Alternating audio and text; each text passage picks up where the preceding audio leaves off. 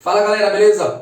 Aquela bufada de sempre para chegar. Professor Paulo Bufada, seu professor de física, estou aqui para trazer mais uma aula para você a respeito dessa playlist de dilatação dos sólidos. Nesta aula nós veremos os gráficos que representam a variação da dilatação linear. Se você ainda não é inscrito, se inscreva no canal, ative as notificações, fica por dentro que o papai está fazendo para você. E não perde a oportunidade. Corre lá no Instagram, digita Paulo Bufada, acompanha essa página, porque lá eu dou dicas específicas para quem vai fazer vestibular e Enem. Merchan feito, bora para a aula. Na aula anterior, nós vimos a relação que a dilatação linear tem com a temperatura, com o comprimento inicial e com o coeficiente de dilatação linear. Se você prestar atenção, eu desenhei aqui para vocês essa estrutura sólida que sempre se repete em todas as direções e também da proporcionalidade que se tem com a variação da temperatura e do comprimento inicial. Nessa aula eu vou mostrar para vocês tipicamente quando é e o porquê que nós utilizamos gráficos. E eu já vou falar para você.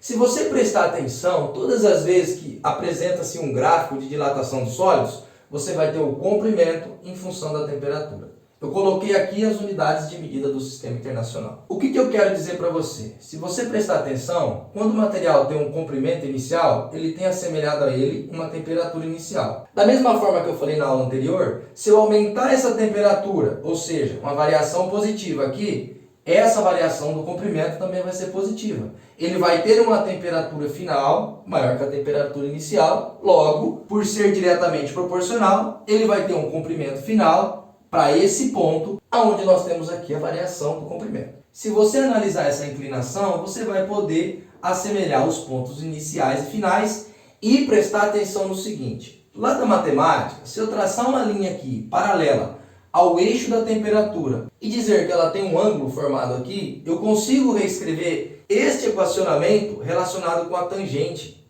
Eu digo isso porque a tangente nada mais é que o cateto oposto, variação do comprimento, dividido pelo cateto adjacente, variação da temperatura, que é o que eu coloquei aqui. Se você olhar para esse equacionamento, passando a variação de temperatura para cá, você vai ter o comprimento inicial vezes alfa. Só que a variação do comprimento dividido por essa temperatura, que está aqui, vai ser a nossa tangente. Normalmente, os problemas quando apresentam os ângulos aqui, aqueles ângulos notáveis, 30, 45 ou 60, você já sabe o valor dessa tangente. Ou seja, sabendo o valor do comprimento inicial, nós conseguimos calcular quem?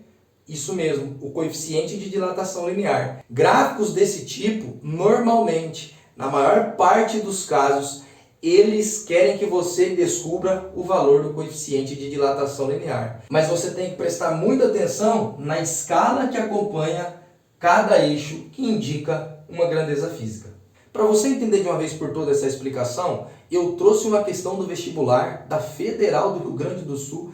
Presta atenção para depois não falar que tem pegadinha. Acompanha comigo. Uma barra metálica de 1 metro de comprimento é submetida a um processo de aquecimento e sofre uma variação de temperatura. O gráfico abaixo representa variação ΔL em milímetro no comprimento da barra em função da variação de temperatura ΔT em Celsius. Qual é o valor do coeficiente de dilatação linear do material de que é feita a barra em unidades de 10 a menos 6 graus Celsius a menos 1? Presta atenção que antes de ir para a resolução, você deve grifar lá que a barra tem um comprimento inicial de 1 metro, no qual ele está querendo, a partir desse gráfico, calcular o coeficiente de dilatação linear em unidades de 10 a menos 6 graus Celsius a menos 1. Bora resolver essa questão. Primeira coisa que eu falo para vocês é o seguinte, ó. Esse eixo era no comprimento, esse daqui indica a variação do comprimento.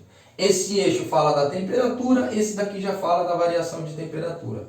Note que eu já expliquei que a variação de temperatura em Celsius é equivalente à variação de temperatura em Kelvin. Aí o grande detalhe deste problema, que quase 99% das pessoas erram, é esquecer de observar essa unidade de medida. Essa unidade de medida está em milímetro e ele fala que o comprimento inicial da barra é de 1 metro. Nós sabemos que esse M indica um prefixo do Sistema Internacional, que é o mili, que é 10 a menos 3. Ou seja, essa variação aqui ela está na escala de 10 a menos 3 metros. Esse fatorzinho é crucial para você conseguir chegar na resposta correta. Vamos anotar os dados. O comprimento inicial. Aí você pode estar se perguntando, como que eu vou saber a variação do comprimento e a variação de temperatura que eu pego? Presta atenção. Se você pegar a variação de temperatura de 20, a variação do comprimento é 0,4. Se você pegar 0,8, você vai ter que usar essa variação de temperatura. Se você pegar essa dilatação de 1,2, você vai ter que usar essa variação de temperatura de 60. Para um caso qualquer, eu vou pegar essa de 1,2 e de 60. Em caso aí, você pode resolver com essas que tem que chegar no mesmo valor. E lembre-se, 1,2 vezes 10 a menos 3 metros. Agora, basta substituir nesse equacionamento e isolar o valor do coeficiente de dilatação linear. Vamos então substituir os dados. Se eu quero calcular o valor do coeficiente de dilatação, eu deixo ele sozinho. O 60 aqui está multiplicando, vai passar para cá, dividindo. Aqui chega naquele ponto que eu falo para vocês, divide número por número e esquece a notação científica. Depois a gente trabalha ela. 1,2 dividido por 60 dá 0,02 vezes 10 a menos 3.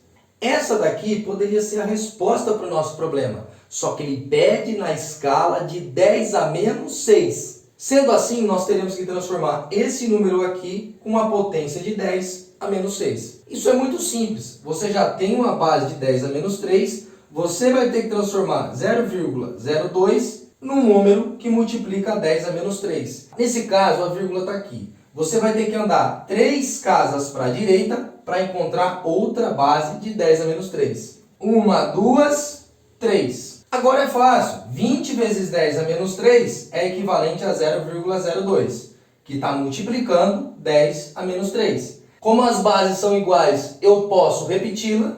E como eu estou multiplicando, eu posso somar os expoentes. Menos 3 mais menos 3 dá menos 6. Esse coeficiente de dilatação linear é 20 vezes 10 a menos 6 graus Celsius a menos 1. Agora que resolvemos o problema, eu quero mostrar para você o todo.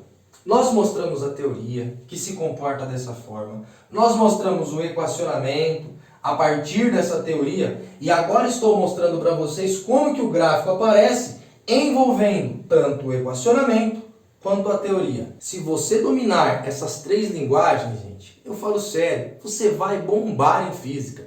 Meus amores, essa é a aula que eu trouxe para vocês. Se essa aula te ajudou, dê aquele like, fortalece o canal do Bufada. Eu indico você agora a ver a próxima aula, na qual eu vou falar para vocês a respeito da dilatação superficial e depois da dilatação volumétrica. E não vai se esquecer, se inscreva no canal, ative as notificações, fica esperto porque eu estou preparando para vocês. E como você sabe, do mesmo jeito que eu chego, eu vou embora. Aquela bufada vai sair, papai. É nóis.